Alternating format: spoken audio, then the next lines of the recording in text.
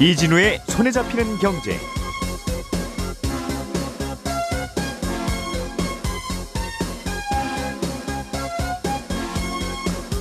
안녕하십니까, 이진우입니다.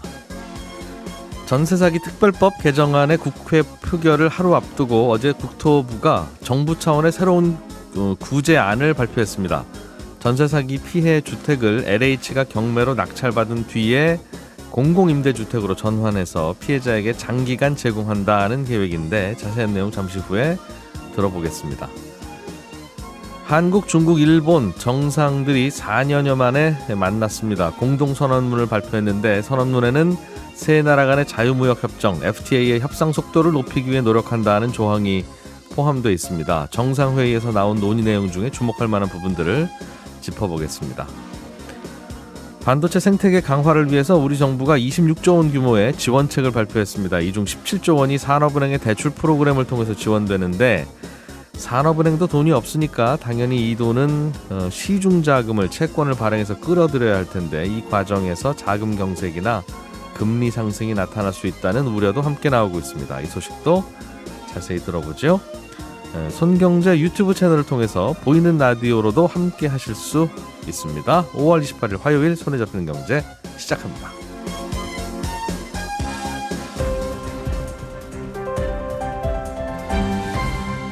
이진우의 손에 잡히는 경제. 네, 오늘은 정지서 연합인포맥스 기자 그리고 송현서 서울신문 기자, 김치형 경제뉴스 큐레이터 이렇게 세 분과 함께합니다. 어서 들어오십시오. 네, 안녕하세요.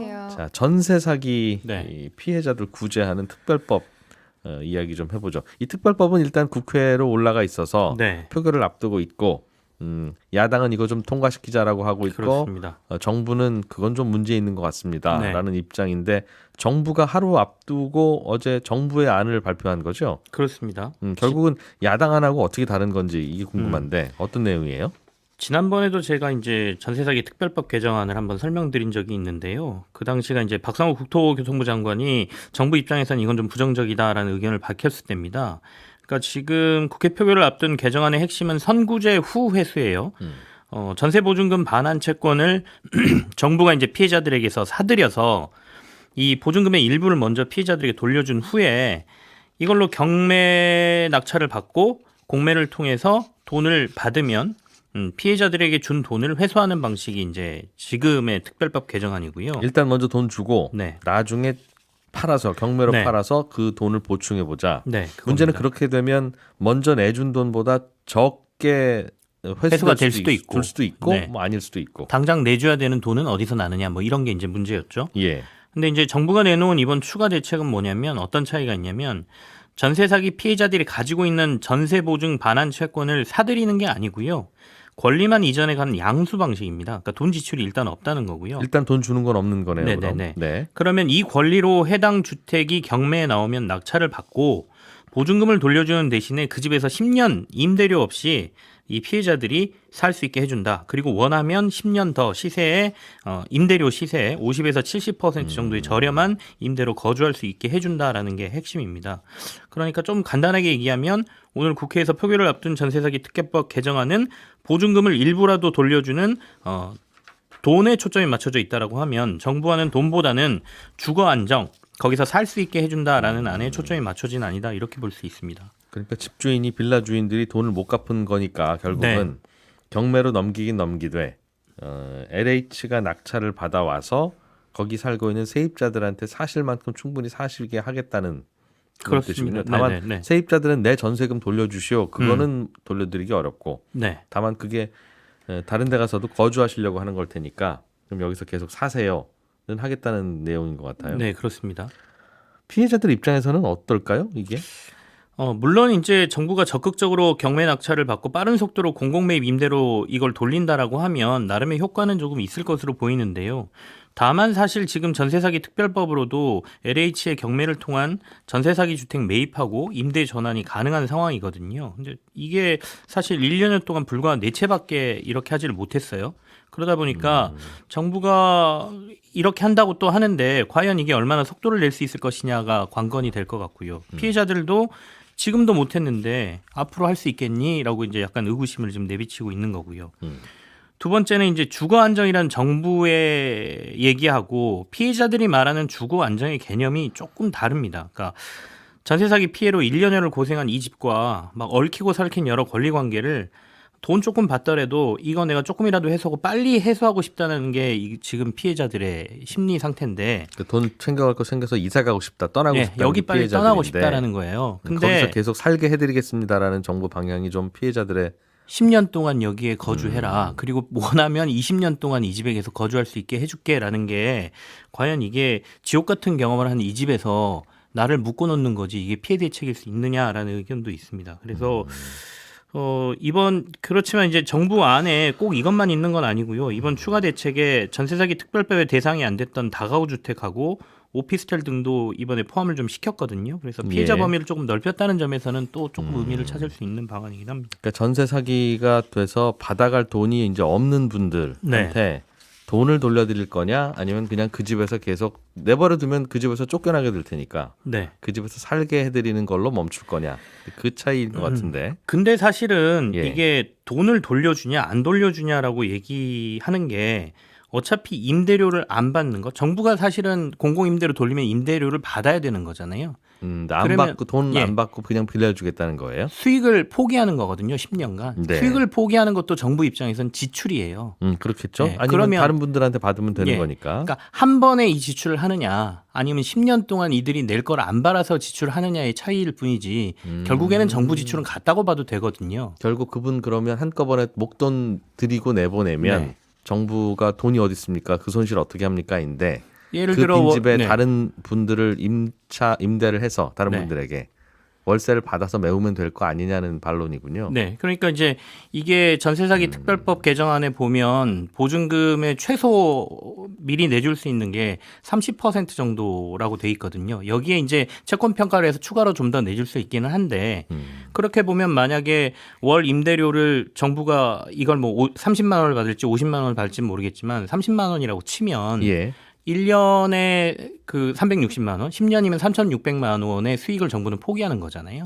그리고 정부가 나중에 경매 낙찰을 받아서 차익이 조금 더 나오면 일부 보증금을 돌려주겠다라고 또 얘기를 하고 있거든요. 그러면 지금 미리 내주고 나중에 수익 정산해서 일부를 서로 채권 평가액으로 더 내주고 덜 내주고 이거하고 어차피 비슷한 거기 때문에 어떻게 보면 조삼모사인 것 같기도 하다라는 생각이 들어서 네. 사실 지금 피해자들이 어떤 상황에 처해 있느냐. 아까 주거 안정이라는 개념을 당장 거기서 오래 살게만 해주는 게 맞는 거냐. 아니면 빨리 조금이라도 내주고 다른 환경에서 사회로 복귀할 수 있게 빠른 조치를 해주는 게 맞느냐의 관점에서 본다면 서로 논쟁거리가 충분히 있는 아니다 이렇게 보여집니다. 그렇겠네요. 정부 입장에서는 거기 어차피 사셨을 분인데 계속 사시면 사회 복귀가 안 됩니까? 라고 반론을 할 수도 있을 거고. 네.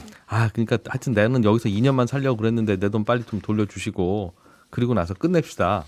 라고 하는 게 피해자들의 이야기고. 네. 정부는 그 돈 한꺼번에 드리기는 좀 어려울 것 같습니다라는 건데 또 피해자들은 어차피 내가 여기서 공짜로 살거나 싸게 살면 네. 결국 정부가 부담할 돈인데 그 돈 좀 미리 좀 땡겨서 주지라고 하는 이야기네요. 그죠? 네, 그렇습니다. 구조는 그런데 오늘 하필 국회 표결이 있습니다. 그렇습니다. 오늘 이건- 이제 표결이 예정돼 있고요. 야당에서는 지금 통과를 강행할 입장이에요. 그래서 통과가 될 가능성이 좀 높아 보이는데 오늘 또 더 민감한 법안이 또 재의결이 예정돼 있지 않습니까? 그래서 국회에서 21대 마지막 그 국회 일정인데요. 여기서 이제 실제로 이 전세 사기 특별법도 통과되는지 여부를 봐야 될 것 같고요. 예. 통과되고 난 다음에도 지금 사실 정부 입장에서는 계속해서 이 안은 사실상 힘들다라고 얘기를 하기 때문에 그러면 다시 대통령이 여기에 대해서도 거부권을 사용할 것이냐 이 문제까지 좀 지켜봐야 돼서 정부 안도 그렇고 이 특별법 개정안도 그렇고 이게 뭐가 시행이 될지 이런 여부는 조금 더 지켜봐야 되는 상황입니다. 그렇군요. 할 수 있다면 또 한번 국채를 발행해서 정부 부채를 늘려서라도 네. 그 돈으로 먼저 나눠드리고 그리고 나서 그거를 이제 결국 이제 공공임대주택이 낙찰 받아서 생긴 거니까 네네. 그 월세를 좀 세게 받아서 부채를 갚으면 될 거 아니냐 하는 걸 텐데 계산은 어떻게 나오는지 모르겠습니다만 큰 틀로 보면 갑자기 이렇게 재난이거나 사기이거나 이런 걸 당한 피해자들을 국가가 어디 선까지를 어떻게 보호해줘야 되는지에 대한 계속 큰 논란인 것 같아요. 맞습니다. 자, 복잡한 이야기지만 잘 설명해 주셔서 잘 이해가 됐고요. 송현석 기자가 준비해 준 네. 소식으로 넘어가 보겠습니다. 지난 주말에 진행된 한중일 정상회담. 네. 이걸 한일중 정상회담이라고 부르느냐 한중일 정상회담이라고 부르느냐에 따라서 네. 본인의 이데올로기가 드러나는 참 안타까운 현실에 우리가 네. 살고 있는데 섞어서 얘기하겠습니다. 저희는. 네, 저도 네. 섞어서 얘기하는 걸로 하겠습니다. 예. 네. 거기에서 그 주요 내용을 보면 이런저런 뭐 좋은 이야기 많았겠지만 네. 3국 간 FTA 협상을 좀 해보자 그런 얘기가 들어 있어요. 네, 공동 선언문에 나온 얘긴데요. 이제 FTA 관련 소식부터 전해드리면 3국이 FTA 협상 속도를 높이겠다 이렇게 약속을 했고 FTA의 기초로서 영내 포괄적 동반자 협정 RCEP이라고 부르죠. 이걸 효과적으로 이행을 하자 이런 이야기가 나왔습니다. 그리고 수출 이 중지 분야에서도 이제 좀 금지 분야에서도 좀 3국이 소통을 진행하자 이렇게 이야기를 했는데요. 이거는 아마도 일본과 중국 사이에 지금 가지고 있는 갈등, 수산물 수출 금지에 대한 그런 조치에 대해서 더 해당이 되겠죠. 그리고 한국과 중국의 이 양자 회담에서 이제 FTA 2단계 협상을 조금 더 빨리 가속화하자. 이제 이런 이야기가 나왔어요. 여기에는 문화나 관광, 법률 분야까지 이제 교류와 개방을 확대하는 내용을 담고 있기 때문에 예. 특별히 한한령이 풀리게 되는 게 아니냐 이런 기대가 많습니다. 그러니까 실제로 이런 기대감으로 이제 엔터주가 반등하는 모습을 보이기도 했고요. 또 K뷰티 관련주도 상승세를 보이고 있고요. 일단 중국 당국이 오는 7월에 국내의 한 인디밴드의 베이징 특별 공연을 허가를 했습니다. 물론 모든 사람들이 많이 아는 대중적인 그런 가수는 아니겠지만 그러니까 인디밴드겠죠. 네네. 대중적이지 않으니까. 네네. 그런데 이렇게 한국 가수가 사실 중국 본토에서 공연을 한다는 게 한 7, 8년 만이거든요. 아하. 그래서 굉장히 좀 달라진 부분이다. 이렇게 이제 해석이 되고 이런 추세가 결국 K-팝 뭐 이제 엔터 업계로 이제 수혜로 이어질 것이다라는 이제 부분들이 나오고 있는 거고요. 이제 전반적으로 대중 무역 수지도 좋아질 거다 이런 예상들이 나오고 있습니다. 통계청 수치를 보면 지난해 대중 무역 수지가 175억 달러 적자였거든요. 그리고 31년 만에 첫 번째 적자여서 굉장히 큰 충격이었고 일각에서는 이제 한국하고 중국 관계가 워낙 경색돼 있다 보니까 이대로 우리 중국 시장 그냥 포기해야 되는 거 아닌가? 사실 이런 이야기까지 많이 나왔었죠. 올해 상반기도 중국과의 무역 수지는 별로 안 좋죠. 지금까지는 좋지 않습니다. 1월과 3월, 4월의 적자였고요. 특히 지난달 적자 규모가 1년 만에 최대치였거든요. 근데 이제 한중 FTA 2차 협상 안에 원래 FTA 안에는 뭐 서비스나 투자 분야가 있긴 했는데 사실 시장의 개방 수준이 그렇게 큰 건 아니었어요. 그리고 이제 2차 협상 논의가 2017년 말부터 시작이 되긴 했지만 당시에 이제 사드 때문에 한한령이 터졌고 그리고 코로나19까지 겹치면서 이게 지지부진해진 상태였는데 여기에 대중무역 수지 적자까지 이어졌던 거죠. 그래서 FTA 2차 협상에 들어가게 되면은 뭐 아까 말씀드린 한류문화 콘텐츠라든지 뭐 의료 서비스, 관광 서비스 이런 분야에서 한국 기업이 중국으로 진출하는 데 조금 더 이제 이득을 보지 않겠냐, 조금 더 쉽게 갈 수 있지 않겠냐, 이제 이런 기대가 있는 건데 다만 걱정스러운 부분도 있습니다. 지금 중국도 이 뭐 한중 FTA 2단계 협상 추진을 가속화하길 바란다라고 공식적으로 밝히긴 했지만 예. 금융이나 보험 같은 민감한 서비스 분야까지는 이 분야는 현지에서도 굉장히 민감한 거기 때문에 우리에게 확대를 해줄 안 것이냐에 열 것 대한 같다. 네 이런 미지수가 있고 그런 게 걱정이래요. 네 그런 부분들이 좀 있고요. 아유, 한중 관계에서 지금보다 더 걱정할 만한 게 또 있겠어요. 지금이 거의 바닥인데. 맞습니다. 그리고 사실 단교 네, 말고는 거의 맞아요. 그런 것 같아서. 그리고 이제 중국은 사실 우리는 저희 지금 아까 말씀드린 뭐 엔터주나 화장품 업계들이 굉장히 지금 기대에 들떠 있단 말이에요. 예. 근데 사실상 중국은 아직 어떤 특정 분야에서 우리가 시장 개방을 할 거야라는 어떤 분야를 명시하지를 않았어요. 그렇기 때문에 지켜봐야 되는 측면이 있고 아무래도 또 FTA라는 게 저희가 여러 차례 겪어봤지만 협상이 마무리되기까지는 뭐 상당 한참 시간이 걸리겠죠? 걸릴 겁니다. 그러나 요즘은 이제 한중 관계가 꽤 안 좋기 때문에 네, 뭐라도 얘기가 나오면 그건 그냥 호재다. 네, 그렇게 받아들이는 것 네. 같아요. 일본과는 어떤 얘기가 있었습니까? 일본과는 이제 수소 협력 대화를 신설하기로 했다라고 이야기가 나왔어요. 근데 이제 우리가 얻을 수 있는 이익이 뭘까 이제 생각을 해봤는데 일단 수소 에너지 자체가 자동차나 AI 분야에서는 현재 굉장히 뭐 중요한 요소로 전 세계에서 꼽히고 있긴 하지만 아직 초기 단계잖아요. 수소 산업 자체가 그렇다 보니까 뭐 국제적인 표준이라든지 뭐 관련 규격이라든지 정책이 전 세계적으로 똑같이 굉장히 좀 미미한 수준이긴 합니다. 그래서 한국과 일본이 함께 이런 수소 에너지 부분에서 조금 협력을 하게 되면 세계 시장에서 주도권을 먼저 이제 점유율을 가지고 오는데 조금 도움이 되지 않을까라는 예. 기대가 있는 거예요. 지금 국내 기업에서는 현대차가 가장 수소 에너지 분야에서 지금 앞서가고 있는데요. 일본에서는 도요타가 또 현대차를 추격을 하고 있고요. 지난해 말에 도요타가 연료 전지를 장착한 수소차를 시장에 내놨는데 시장 반응이 나쁘지 않았습니다. 올해 1분기에만 전 세계에서 약 870대를 팔았어요. 현대차는 약 700대 정도를 팔았고요. 그리고 또 중요한 게 SK E&S가 인천에 이번 달이었죠. 인천에 세계 최대 규모의 액화 수소 공장을 지었습니다. 그래서 이달부터 가동을 시작을 했거든요. 그래서 이제 수소 생산에 주력을 하고 있고 1년 동안 수소버스 5,000대를 충전할 수 있는 굉장히 많은 양의 수소를 생산할 수 있는 대형 공장입니다.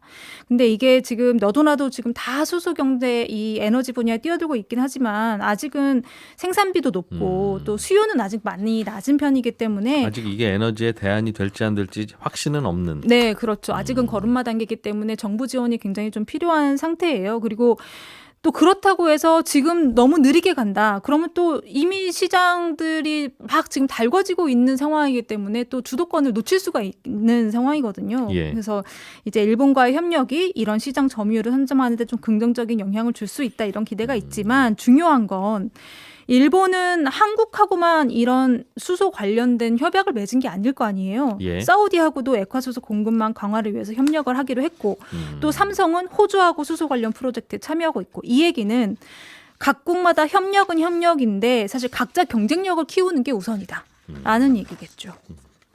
일본하고 한국하고는 웬만한 산업에서는 다 충돌이라서 네. 뭘 어떻게 협력을 하지? 근데 협력의 배경 텐데. 이야기를 들어보면 정부에서는 우리가 굉장히 산업적인 부분에서 비슷한 면들이 많다. 그래서 우리가 협력할 수 있다. 이렇게 이야기를 하더라고요. 그게 제가 이제 표현하기에는 충돌인 건데. 그렇죠. 그래서 서로를 보완하려니 다 보완할 네. 게 없고 서로 다 각자 갖고 있어서 네네. 그런 게 마땅치는 않을 텐데. 그렇죠. 뭐 반도체 소부장 정도를 서로 협력하다가 그것도 이제 각자 하기로 했잖아요. 몇 년 그렇죠. 전에 서로 토라져가지고. 그런 건데 이제 수소는 양쪽 다 초보니까. 그렇죠. 지금 다 시장도 같이 초기인 초보니까. 것 같고. 네. 요건 협력을 해도 서로 나눠 먹을 게 좀 있는 것 같다. 이걸 결국은 잘 찾았네요. 네. 수소가 정말 아직은 잘 모르겠는데 생각해 보면 친환경 에너지가 태양광 풍력 수소밖에 네. 없잖아요. 맞아요. 거기에 원자력을 껴주니 많이 논란은 있고. 네. 네. 근데 태양광 풍력은 이게 바람 안 불고 햇빛 안 나오면 안 나오는 에너지라서 이 네. 간헐성 때문에 불편하고 이미 간헐성 없는 건 수소 아니면 원자력인데 원자력은 자꾸 신경 쓰이고 위험한 것 같고 그럼 결국 수소 하나만 남는 거예요. 사실은 어찌 보면. 맞아요. 그래서 수소에 눈독을 들이는 업계가 굉장히 많습니다. 이 수소 에너지 하면은 고체 산화물 연료 전지 SOFC라고 부르는데 이걸 또 빼놓을 수가 없거든요. 그러니까 예.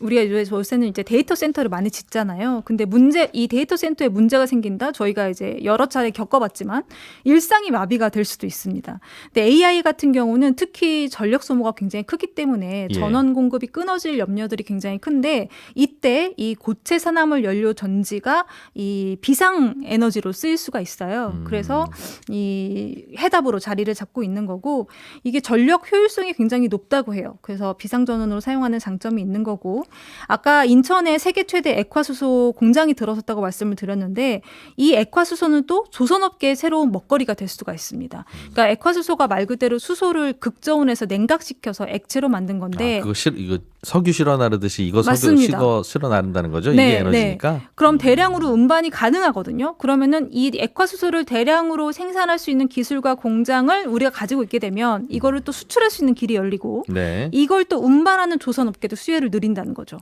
그리고 이 고체 산화물 연료전지 같은 것도 아예 선박용으로 또 따로 개발되기도 해요. 네. 그래서 앞으로는 저희가 더 많은 분야에서 수소 에너지를 다룰 수 있을 것으로 보입니다. 수소 시대에도 한국은 한국 땅에서 수소가 나지는 않고 네. 남의 땅에서 난 수소를 어떻게든 만들어내거나 갖고 와서 원료 갖고 와서 가공하거나 배달해주거나 네. 그런 걸로 먹고 살 거다. 근데 이제 인천에 공장이 생겼으니까 저희도 생산에 주력할 수 있다라는 기대를 이제 가지고 있는 거죠. 언제까지 이렇게 한민족은 부지런하게만 살아야 되는지 땅속에서 캐서 그냥 먹고 사는 나라도 하나둘이 아닌데.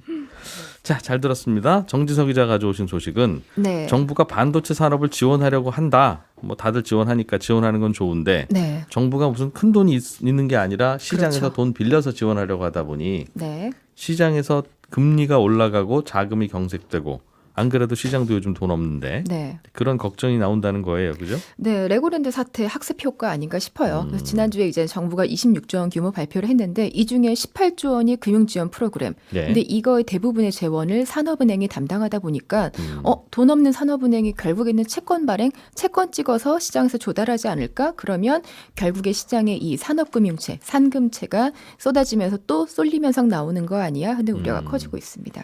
원래 예정돼 있던 지원이라면 뭐 어차피 거기 채권 시장에서 조달하는 것도 채권 시장도 예상하고 있었을 텐데 네네. 예정보다 갑자기 늘어난 부분이 커요? 그렇죠. 지금 전체 지원 대책의 70%가 지금 금융 지원인데 네. 원래 이 중에서 정부가 산업은행 출자로 약 17조 원의 대출 프로그램을 지금 신설했거든요. 근데 원래 올해 지원 예정 금액은 3조 6천억 원이었어요. 예. 근데 이걸 지금 5배 정도로 늘린 겁니다. 더불어서 뭐 3천억 원 규모의 뭐 펀드 만들기로 했던 것도 지금 1조 원 넘게 늘렸고요.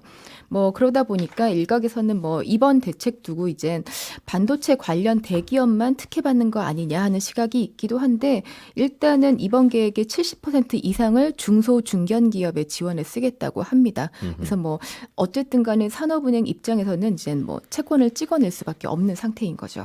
결국은 산금채, 뭐 산업은행 채권을 시중에서 발행해서 돈 구해다가 산업은행은 네네. 예금을 받아서 쓰지는 않는 은행이니까 그렇죠. 네. 그렇게 해서 그 돈 지원하겠다는 거죠. 네. 다만 이제 시장에서는 좀 고민이 되겠습니다. 어차피 반도체 업계에서 안 그래도 투자를 하려고 했던 거였어요라면 네.